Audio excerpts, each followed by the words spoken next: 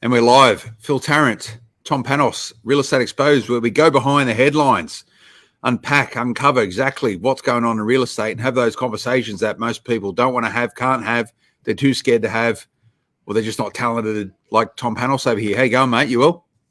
Or talented as you. I had one of my neighbours that is not a real estate agent. He's actually a university professor. He says out of all the conversations that I have on an ongoing basis in the year, whether it's real estate, rants, this and that, he reckons that you're the smartest person I actually have a conversation live stream. That's what he said. He's a university professor at Sydney University as well. Mate, that's really sad if that's the case, mate. That's what he's basically said, mate. I reckon what he's doing, Tom, he's giving you a compliment, pretty much saying, I get the best out of you. Maybe you're a bit too one-dimensional when you're doing your other stuff, but I'm asking the curious and inquisitive questions that allows you to shine, mate, and that's me doing my job. That's why I get my paycheck. Yeah. Well, don't forget, I mean, you're a journo originally. I come from media. I wasn't a journo. I understand the psyche of journalists. I used to have the one boss I had, his name was John Webster.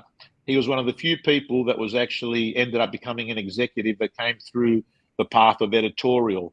And he always used to ask me, in a business sense, the same question in three ways. And what it was it's his journalistic upbringing that you would sort of, probe and dig a little bit deeper and just make sure that you were clear on it. And it took me a while to work it out. Yeah. Yeah. Well, we spoke about this last time we got together, Tom, and you said you were going to do a session on it. We were talking about those panosisms, as in, if there's trust in a relationship, the terms become negotiable, routine will set you free, some of the best gifts come badly wrapped. Mate, I need you to make something up about journalism around that specific thing you were talking about right there. Stories sell, facts tell, be a good storyteller. There's got to be something to do with blah, blah, blah, blah, be a good journalist. So anyway, think about that. Good one. Well, I'll just tell you one thing about journalists. Just remember this. You're always going to hear about the one plane that didn't land properly, not the 77,000 that landed perfectly that day. It's life. Fair enough. Well, before we go on to business, it's just come to my mind, and I want to analyze this because there's actually good learnings there. I don't know about you, Phil. Have you followed anything of the Johnny Depp case? I happen to know a lot about it, and it's one of those things. And ask me how. My wife is really absorbed in it, and I watch her. She's a great consumer of information. She was really into when Trump first come in. The American politics, and she got really interested in those sort of COVID dynamics. And I think she was following a very similar guy, the same guy you were following out of the UK, who has become a superstar from his daily narratives around COVID. And now she's immersed Dr. John Campbell. Yeah, that's right. And then now she's intrigued by this Johnny Depp case. So I'm hearing in the background her consuming media around it. So it is absolutely intriguing, mate. Well, so I've noticed my own activities each day. It's really simple. I need to, every morning and every evening, whether it's on social media or any of the digital opportunities that you can get to actually capture information. Seems to be a lot of on TikTok, a lot on YouTube. So Johnny Depp he's born 3 or 4 years earlier than me. So we were around the same. I used to watch him on 21 Jump Street, and it's interesting, when you're brought up with people around the same time, throughout your life, throughout the decades, you keep an eye out whenever something comes up and say, I wonder what his life's like for him. Has he settled down? What's he doing? And then I really had a bit of a blur. I had this perception that Johnny Depp was someone that was probably off his face most of the time, that hadn't fared well, had probably struggled with mental health. And then I heard 2-3 years ago about, this assault, domestic violence, various companies, including Warner, Disney, had dumped him, And then out of the blue in the last 2 weeks, I've been watching him take the stand and speak. I'm shocked. A lot more intelligent than I thought. Extremely witty, very perceptive, very vulnerable. And I've got to tell you, I think whether he's doing it, I don't know whether you're allowed to. I don't know whether you're allowed to look at social media when you're in a court case. I'm not quite sure what the legalities is, but I think I think he'd be shocked to know that pretty much 99% of the world are in Johnny Depp's corner at the moment, right? They're in Johnny Depp's corner. But I just find it, very, very interesting in the, and I'm thinking to myself, is this him as an actor having the ability on a live trial be able to change the perception of millions of people? Because he's trying to sue for 300 million, right? She hasn't got 300 million. He's not going to get 300 million. But what's going to come out of it is he'll probably end up having this great news announcement that's going to go on for a while. He's innocent. He'd never done anything wrong. He won a 300 million defamation case. But Phil, this is the bit I wanted to get to.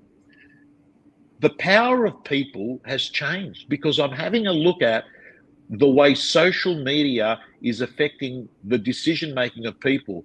And it appears that Disney and Warner, who had decided that they would cut ties with him when these allegations happen, are being punished by the public, and they're breaking their subscriptions.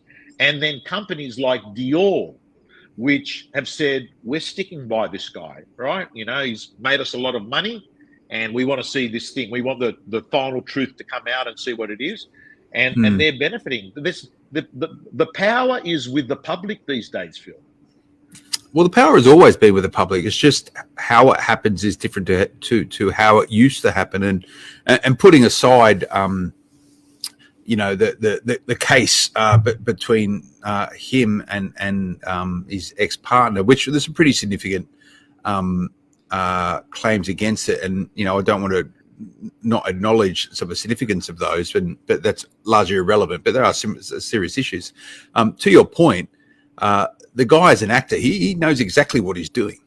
He knows exactly what he's doing right now, and he's probably using his tradecraft to get the result that he wants. And mate, you can look at the commonality of that inside of real estate. Real estate agents use their tradecraft to get the outcome that they want, which is largely communication. And he's using a number of different forms of communication simultaneously and tactics around it. That's his tradecraft. You mentioned he's vulnerable. He's being sort of very open. He's being sort of quite fragile. Just those mannerisms, his tonality of how he speaks, how he chooses to speak, when he chooses to make a point. You watch him just move between those different tactical skills as a communicator throughout the whole trial. It's absolutely intriguing. If you are a student of communications, as we both are, Tom, and how you use information, whether it's verbal or otherwise, to influence outcomes, mate, it is absolute textbook stuff going on right now. And it's obviously falling in his favor because you mentioned that it looks like those people who are interested in it are sort of leaning towards his side of things. So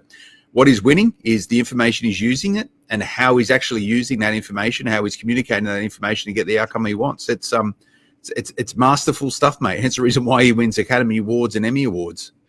Yeah. Well, so I'm going to. You do it, mate. I'll watch you. You do it. You do it just like him. I've seen the many. Fundamentally, you're the same person, irrespective of the environment that you're in. But you get to choose which version of Tom Panos you choose to present at any given time to get the outcome that you want. We all do it.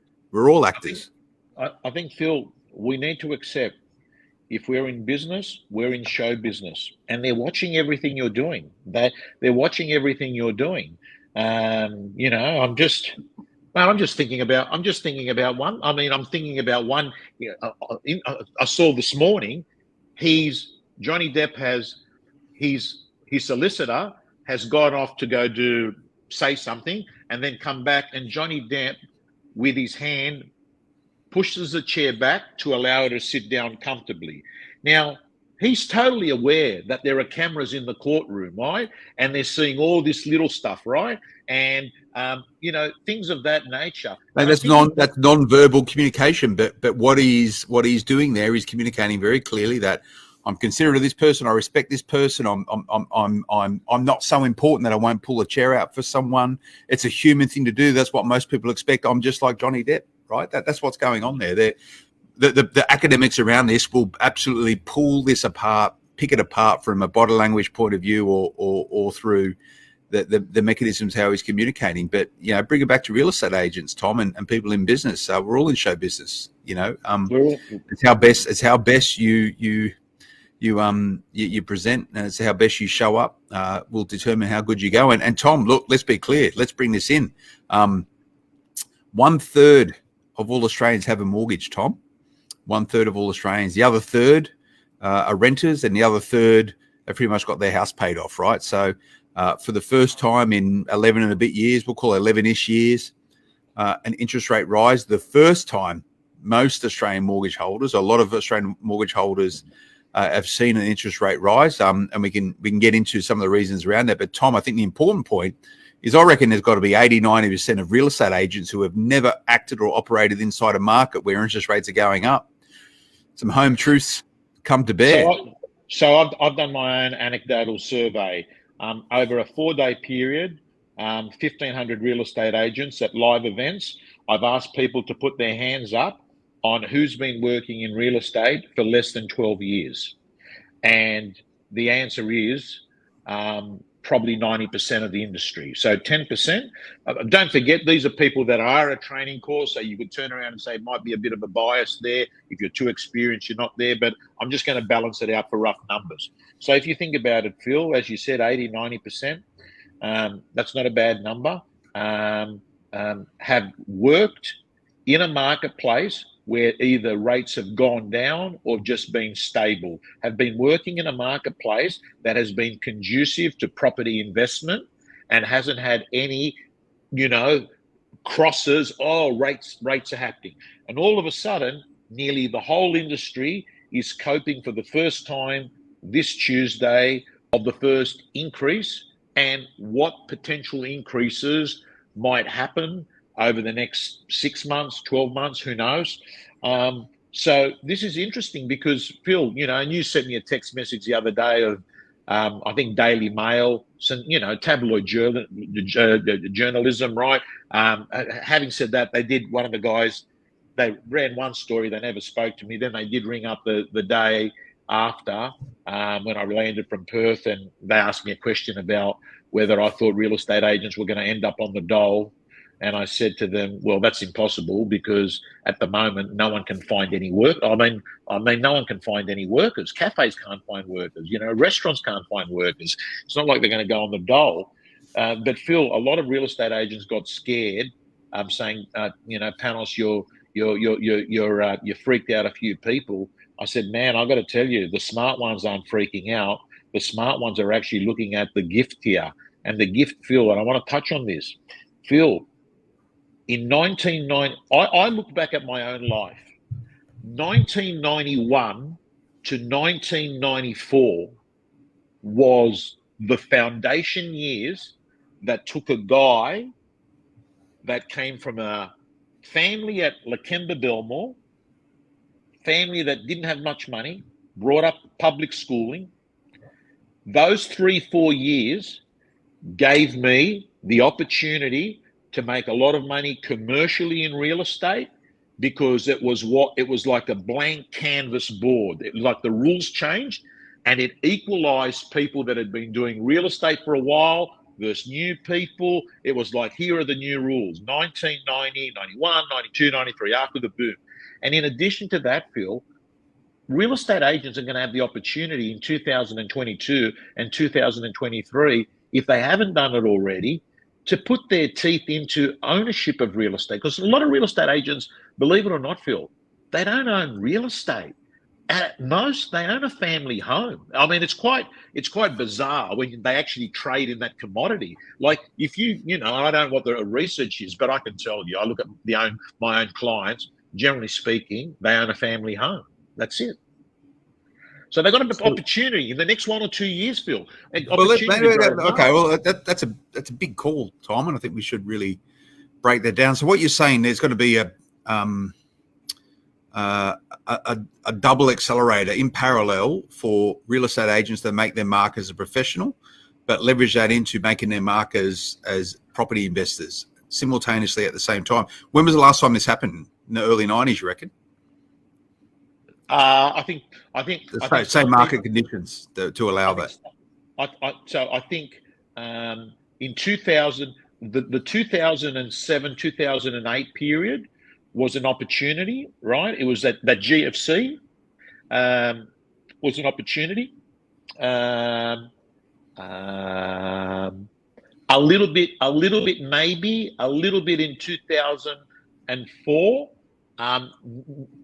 2017 and 2019 were the beginning signs of opportunities, but that sort of flipped itself when Liberal won the election unexpectedly, and then things went crazy all of a sudden again, right up until now. So probably this would be, in the last 2 to 3 decades, probably the third time, I would say, And the reason why is because of the seismic shift in market conditions. But I think the point you're making is that it's the smart agent. And it's going to be hard for everyone to be a smart agent in this market. So what do you need to do to be a smart agent in 2022, 2023? So you can actually be that person that capitalize on both sides of the equation of professional excellence and personal wealth excellence. Okay. Well, I'll tell you, right now as we're speaking, there are 2 types of people in real estate. There are those that are nimble, fast, have shifted. They're on the phones. They're talking to their clients. They're saying, listen, I know you wanted to come on the market in November this year. I suggest that we actually put it on in the next 4 to 5 weeks. I've got buyers at the moment that are rated at this borrowing power. They're going to be re-rated every time there's a rate increase. Basically, their borrowing capacity is going to drop. I can give you 2 prices if you'd like. I can give you a price today, and I can give you a November price. This is what I'm forecasting the price now. This is November. They'll turn around and say, yeah, let's fast track it. Let's put it on the market. So there's a bunch of agents that are intelligent enough, Phil, that know, and by the way, that's not some sales story. That's true. You'll get re-rated. Your borrowing capacity gets re-rated based on interest rates. You'll be able to borrow a little bit less every time the rate goes up, which means you'll offer less on a house, which basically means even if you want the house, you can't buy the house unless the bank gives you the money at that house. And Tom, that there is a really good explanation of why they put interest rates up in times when spending is going up. Exactly what you spoke about right there. And it's really easy to break it down because people have less money to spend. Now, 1/3 of people who have a mortgage can't get as big a mortgage because their serviceability has gone down because interest rates are higher. So they spend less. Therefore, it takes the upwards pressure on prices down because they've got less people buying stuff or at different prices of what they were beforehand. That's how it all works. You've explained that well, mate. Well, you've actually explained it even better there, because it obviously, and that's why I actually think that 0.25%, that wasn't a bad whack to start off with, because my personal view, Bill, is that the other increases are not going to be as aggressive. Agreed. I think what they'll do, is that what you think, Phil? Yeah, and look, we're going to chat about interest rates. We'll do it now. Let's just park that idea around wealth creation and professional excellence in real estate right now. 0.25%. I actually thought, and I was having a chat on Tuesday morning before the RBA met, and my gut instinct was telling me, no, I don't think they're going to do it this month. I think they're going to do it next month. And one of the reasons why is that the RBA has been discussing at length, saying we will not do anything until we see real wage growth. And the wage growth data and the wage data doesn't come out probably for another week or so. So I thought, traditionally pretty conservative. I don't know if they'll move this time, but my counter argument to myself around that was, if ever there was an opportunity for the RBA to show its independence of the government of the day, moving rates on the month of a federal election would really reinforce that. So I reckon they were stuck between a rock and a hard place. I think they probably went, we're going to have to do this at some point. It's good for the economy for us to lift rates. And by the way, rising rates gives sense for a healthy economy. It's not a negative thing. It's just part of natural market cycles. So I reckon they pulled the trigger without that wage growth data. So I was going, I don't think they're going to do it. But when they did do it, I went, okay, I sort of get it. But 0.25 straight off the bat to take us to 0.35, I thought that was quite smart rather than just sort of to tinker with a bit. I reckon hit it hard, then go soft. I agree with you, Phil, but because I couldn't help it. I was thinking to myself, the RBA must be elected people that are from the current government, right? I mean, they're an independent body, but you would turn around and say that's the and I was just thinking to myself, you could just picture Josh. I mean, I'm talking out of school here, but I know that this does happen in life. You're sitting down having lunch at Rockpool. Yeah. Look. We think we'll just leave it to another month, and there's enough going in there, right there and there. But and that's what I thought would have happened. They would have thought to themselves, let's not complicate it, right? Let's give it a level playing field for this election, right? But they turned around. Obviously, the thing, Phil, was that 5.1%. The inflation rate it had gone up so much, right? That they had to do something, Yeah. Well, what needs to happen also is that the economy is not in. And I know you've been on you've been doing a very popular presentation recently called "Nuts to Normal." The real estate market might start being normal, but the economy by no means, Tom, is normal. When you look at this inflationary pressures right now, a lot of it is generated because of supply chain constraints, which is facing the globe. In particular, our ability to access the goods that we need in order to live here in Australia. You only need to look at. You might have seen the map, maybe not. With Shanghai locked up, it's the biggest sort of port in the world. There is literally thousands of boats sitting offshore waiting to go and pick up stuff. Like, the reason why stuff's getting more expensive is because there's less stuff around, and there is a demand for that stuff. So if there's a demand for the stuff and there's less around, much like real estate, prices go up. That's what's happening right now. So I think the RBA actually, they had to move. 5.1% was way too high. They knew they would need to move in time. So I think they just went, let's just do it. Let's normalize the idea that we're in a upwards rate cycle, but they're probably going to want to see how the economy can normalize as much as possible, and that's not going to happen over the next couple of months. It's going to take 6 to 12 months to 18 months, even longer, to actually get the supply chain back to where it was. Who knows what's going to be going on, with fuel and stuff because of what's going on in Europe right now. So they're going to have to see a lot. Like, they're still going to be inherently conservative, I think, the RBA.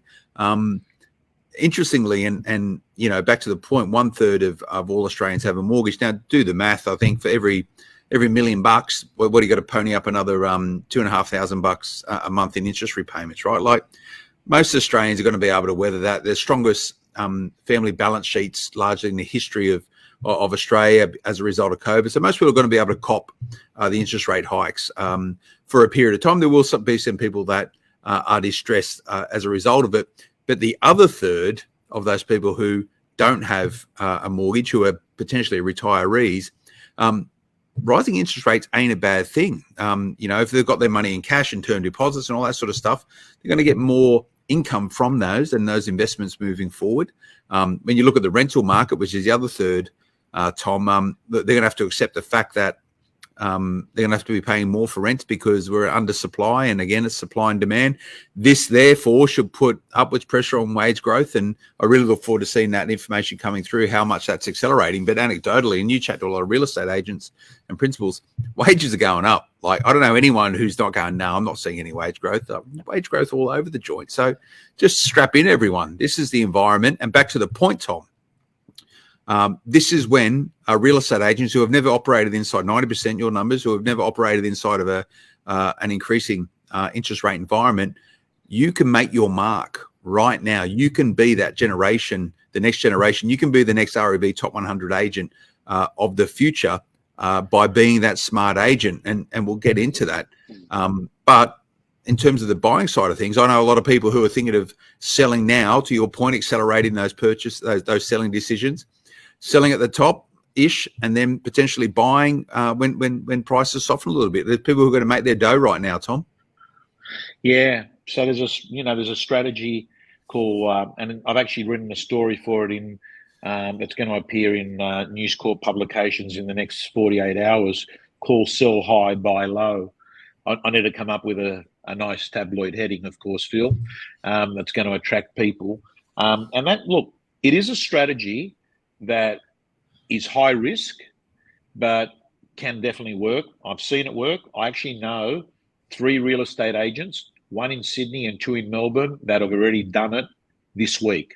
They actually sold their property, and they sold it knowing that they've got buyers that can buy at this level now. They're banking that those buyers are going to be offering less in 6 months' time, and they're selling and they're popping out of the market, and they're hopefully buying back in at a discount. And that discount, with one of them I was talking about, he thought the discount is going to be 30%. I think that he's being extremely optimistic, because, like, Phil, in my 35 years of real estate, the most I've ever seen a market correct was 18%, and that correction was made up within 2 years. And don't forget, we're talking about interest rates going up to being like 4%, 5%. We're not talking about interest rates being 12%, right? So anyone that's thinking to themselves, like, Phil, I just don't see pressurized sellers. Is there a possibility in 2 years' time that there are people that paid a peak price on a property in Western Sydney in 2021 that are coming off a fixed loan, and they're paying 2% more, and they're going to be in an uncomfortable position? There's a possibility that that might happen with a small cohort of people, but I simply don't see large masses of people saying, save me, I can't afford the loan repayments, right? I can't get a job. Everyone can get a job at the moment. The bottom line is, Phil, we are in such a different environment. Luke Moroney's asked a question here to you. Rent vest, right, Phil Tarrant? Is that cryptic for something? Rent vest. Well, rent vesting. I don't like the term. But and how you going, Luke? Hope you're well, mate. Keep those social media posts going. Rent vesting, Tom, is where you rent where you want to live and you invest, which is where you're going to make the most money. And a lot of people do that. And that's how a lot of people are bucking that affordability constraint, right? People go, oh, it's impossible to buy a house today. Well, no, it's not. You might not be able to buy a house where you want to live, but you can actually buy a property where you want to invest. And I reckon that's open to most Australians who are at least financially sophisticated enough to know how to save a few bucks and spend less than what you make.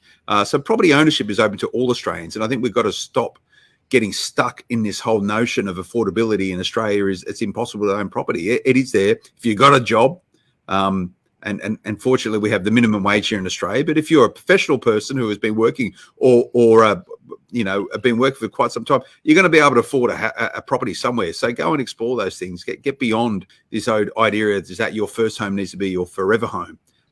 It's not the way it works anymore. It's not the 1960s anymore. But even back then, Tom, I've renovated houses or I've pulled up carpet, and you pick up the Daily Telegraph. I think it was called something else then, Daily Mirror.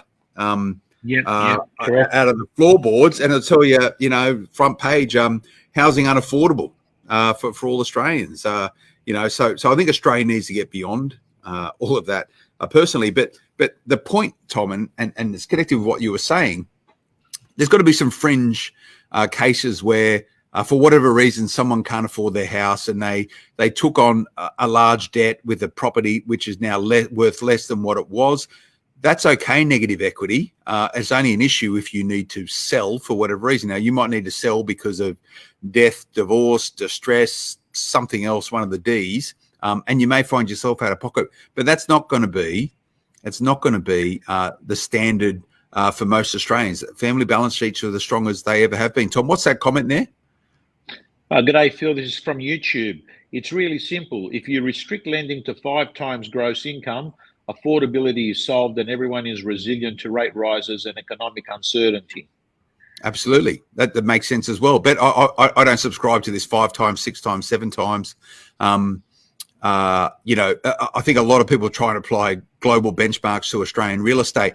But let's remember, and to this point, the Australian government and even I think the opposition, they're all going to have skin in the game when it comes into real estate. They're all putting up policies around affordability where they're going to share the gain and the pain getting Australians into property. So we're so intrinsically connected as a nation with real estate and our economic prosperity.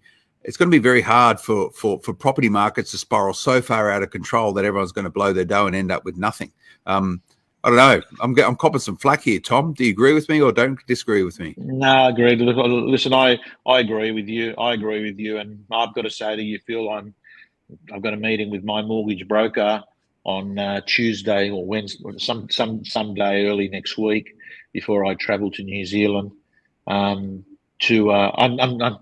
just thinking to myself, listen, Phil, regardless of what was happening in the market, I was going to be a buyer of real estate this year again, right? So I mean, I said it to a buyer on Saturday. This is a great conversation. Listen to this conversation. I'm sitting there in front of a buyer. The buyer says to me, "I'm the highest bidder, but I'm not paying what the owner wants." I said to him, "Do you like the home?" He says, "Yes, but the market's already dropped a little bit, and I think it hasn't bottomed yet." And I said to him, "I'm curious. How will you know when the market has bottomed?"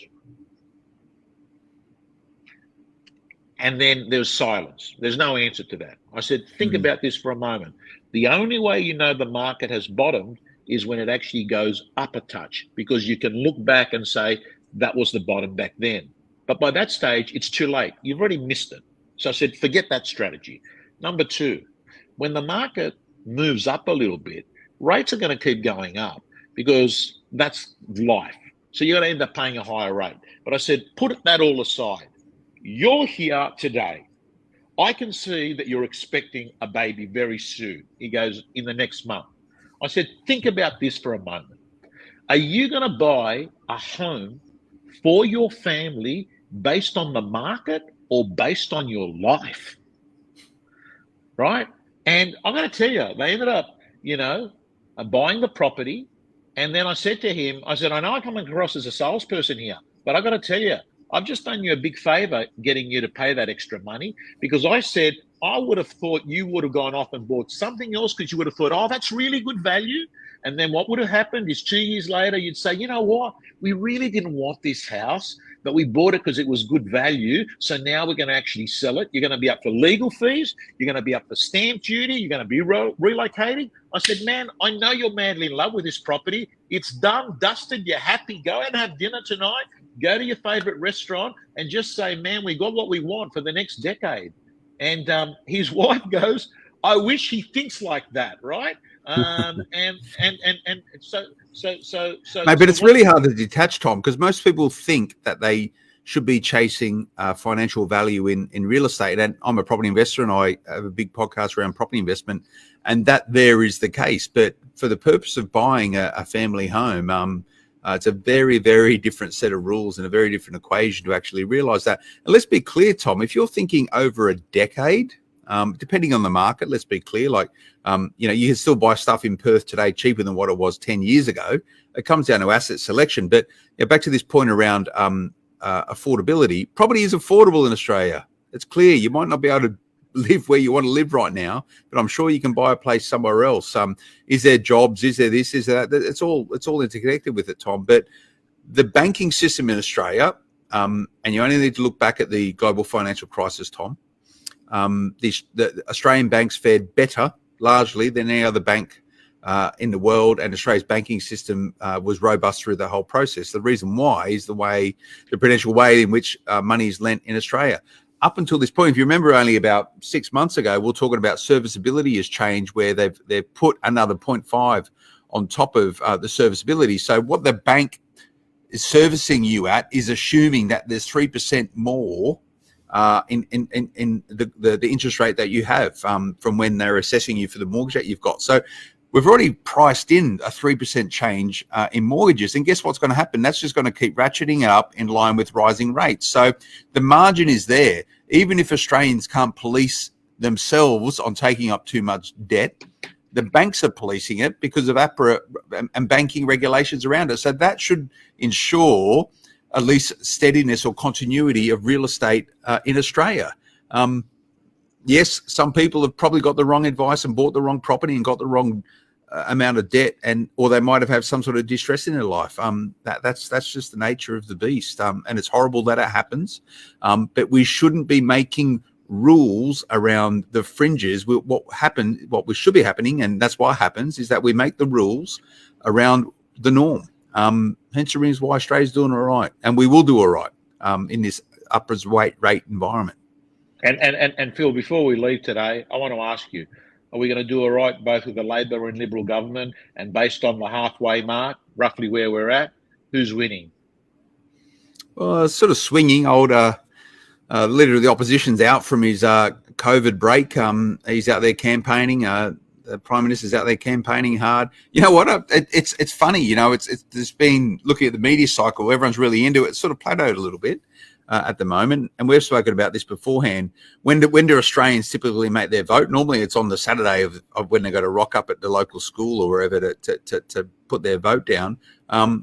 To me personally, it feels like a bit of the heat sort of come out of the politicking. I think people are already a bit fatigued by it all after the, big run up, big start, and then it's like, okay, well, all right, what else have you really got to say about this stuff?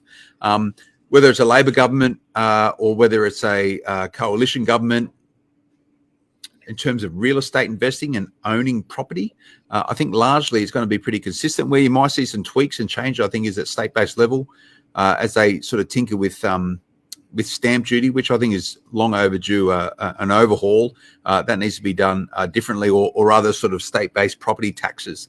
I don't think it's going to matter that much, Tom, and we've spoken about it. Whoever is going to be in government is going to be inheriting an environment of rising rates, spiking or spiraling inflation. That's why we hope we've got good economic managers in the seat. Yeah, well, Phil, it's only 2 weeks and 2 days away. 2 weeks and 2 days. So, have you made your choice yet? We always have this. Have you now firmed your position? Yeah, I have. But I don't want you to ask the next question. No, don't worry, I won't. That's rude. Yeah. That's rude. No, but what are but I'll ask you this, Tom. What are the policies most important to you? What would that, like, if you had the gamut of stuff, and you see it thrown out there a lot, climate change now is a lot more important to more Australians. So is that going to shape the way you vote? I care about climate change, but it's not on number one or number two on my list. But I do care about it. I'm very mindful of it. I think, I'm happy people are going to read into maybe which way I've made up my mind to vote. But fundamentally, I actually think to myself that we are, in at any one time, you're either facing headwinds, you've either got a wind behind you that's supporting you, right? Or there's no winds, right? It appears to me in the next 3 to 4 years, we're facing headwinds. And with that, I thought to myself, if we were facing headwinds, who would I want to make decisions based on that environment? And I've gone in my head. That's what's impacted my decision. And I wouldn't be surprised if other people aren't having the headwind conversation either in their head, right? Well, let me tell you this, Tom. I think when there are headwinds, is how you champion innovation and you look at things differently. And you saw it through the COVID-19 pandemic, which like obviously there's a hangover with it, and it's still the impacts and ramifications of it continues, but.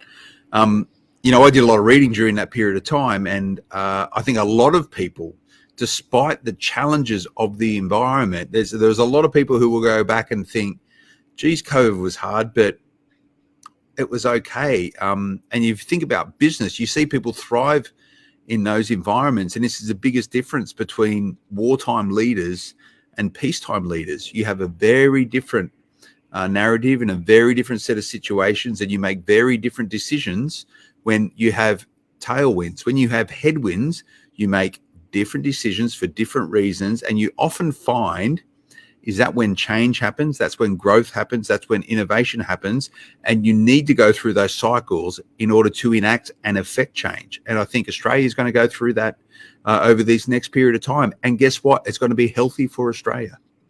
Yeah. Well said. Let's finish on that last question. I'm going to put my neck on the line. George Dolan, I know it's difficult to predict, but what's your prognosis? Property value slowed down, or how much was there? Here's my view. I think it's already corrected 5 to 7% in many markets. People don't see it, and I think it's because there's a lag between result and reporting on Land Titles Office, which goes into the data companies like Data. I see it with my own eyes because I walk from one property on a Saturday, and the next Saturday I'll say to myself, this should get 1.5, and it sells for 1.4. So I see it with my own eyes. We've already had a small correction, and at best we're going to probably have another 7 to 8% correction over the next 6 to 12 months, which will mean that we've probably had a correction of around 15% from top to bottom, right? And I think it's bearable for most people in real estate.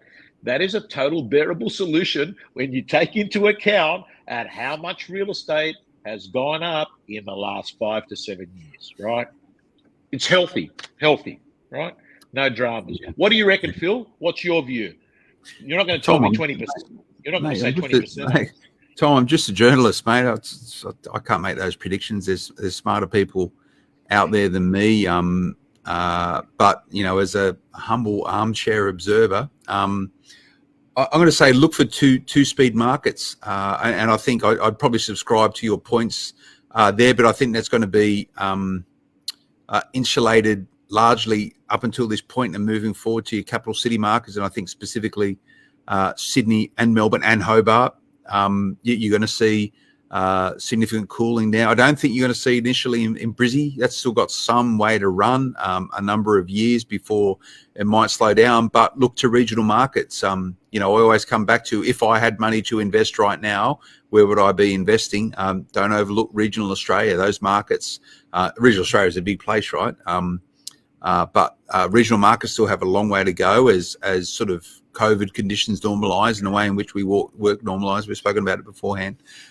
Look to regional markets. But Tom, I don't know if I'll probably get in trouble calling it regional.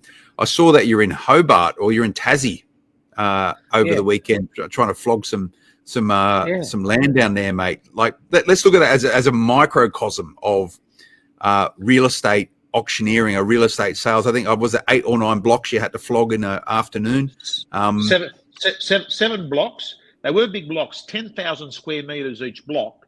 So they weren't small blocks. So if you could picture, you know, the average size block in Sydney, 700 square meters, you're getting 10,000 on 7 Mile Beach, a beautiful beach. Having said that, I'd still think it's cold if you're swimming there in March. And they averaged out at $900,000 each block, right, in Hobart.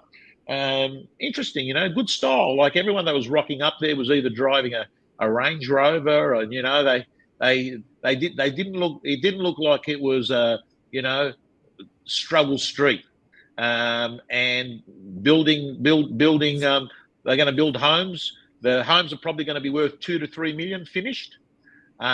Pick up your block of land for 900, probably cost you about $1 million to build a nice home there. So you're ahead. By the time you finish, you're ahead. But I agree with you, Phil. I actually think to myself, Hobart has been red hot, right? So has Sydney, so has Melbourne. And I also agree with what your summation about regional Australia. I actually flew in from Ballina Airport the other day. I'd gone to Byron for a quick visit. And it's really interesting sitting at a regional airport where other people are waiting, because you get a mixture. You get some people that look like they've come for a holiday, and then you get another group of people that are locals. And I was talking to one guy there because the flight had been delayed, and it was so fascinating, Phil, to understand how regional Australia has changed. And he said to me, "Oh, he goes, oh, I'm here the same time every day, every Friday, right? I'm here the same time every Friday." And he goes, "Most of the people that you see here," he goes, "they're the same." He goes, "You'll get to meet them all." And then he goes, "They're all Sydney, Melbourne people that moved over here, are Zoom workers, have organised an arrangement that they work 1 to 2 days, and they've got their operating pattern." And I said to him, "Well, what's going to happen when the big CEO says everyone's back in the office?" He goes, "That's not happening. That's already been decided." He goes, "This is what it is." And then I said to him, "Well, what happens if it does get changed?" He goes, "Very simple. I go work for the next mob." So there's a bunch of people that have basically made to your point, back to the power of the people, right? The power of the people, yeah. The start of this conversation. But I just before we go, Tom, just explain to me this psychology. So 7 blocks, getting sold at exactly the same time, one after another. Did the blocks that sold first sell for more than the blocks that sold last, considering they're all largely the same? Well, they can never be exactly the same. So one might have might be steeper, which means your construction costs will be higher. Yeah. One might have a little bit better view of the water, but the answer is the first one, I think, did get the highest price. And that is something that real estate agents do, because obviously if you sell the highest at the start, it sets a reference point as to what we're expecting here.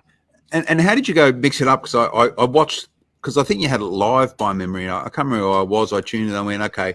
And I went, oh, I know Tom pretty well. I could see he's getting a bit sort of fatigued with this at the moment. And you really changed up the way you're selling. You're going, all right, this one here's going to sell for about $850. Let's just move it really quickly. Who wants it quick, hurry up, gone. Like you could see that your tolerance to the long tail auction and try and incrementally push up prices. You set a price point, you know what it was going to be. So your auctions become a lot more efficient subsequent to it, because you knew pretty much where it was going to land within 10 grand, 20 grand. So you just went, all right, this one here, quick, how much? Okay, next one. How much over here?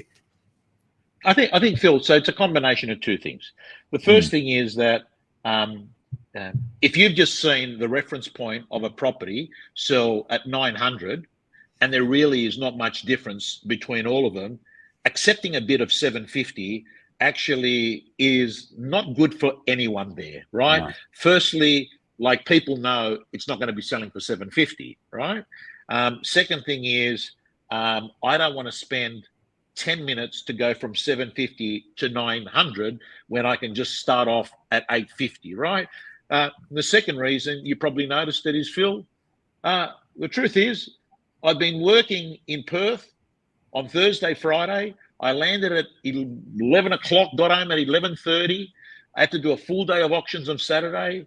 Woke up Hobart, pretty much had worked through the whole week, and I thought to myself, you know what, Tommy, I don't want to be here till 4 o'clock when the result's going to be exactly the same. If someone wants to start low, and it was so cold, Phil. In the end, the guy said to him, he said, "You want to go for a drive and look around Hobart?" I said, "Listen, I worked for the Hobart Mercury for many, many years." I said, "I know Hobart well." I said, "West Tigers are playing on TV versus St. George." I said, "If you take me to the Qantas Club, I can be warm. I can get myself a nice hot chocolate, and I can watch the footy on in the Qantas Lounge." And that's what we did, and came back to Sydney. Mate, sounds really. And the vendors were happy with the sales price. So they got 700. They got 700 grand more than was budgeted to be achieved out of those sales. I think what you should be doing next time around, if I were you, you should become an expert on selling multiple blocks, new subdevelopments, and don't take an auction fee. Just say for every dollar I get over the price, put the reserve, pull it all up, aggregate it all, and give me one of these blocks. That's what I'd be doing. Mate, that's smart. That's smart. Skin in the game, mate. I reckon you'll probably try a bit harder. Yeah, I own a few $100. I could have been sitting on a 10,000 square meter block as we're speaking right now, Phil. Could have, mate. Developing and getting ready for winter swims, mate. It's good for you. Yeah. As they say, I love Tassie, but you can always tell a Tasmanian, you just can't tell them much. That's the problem. All righty. You said it. Tasmania's a great place. See you, Tom. All right. See you later.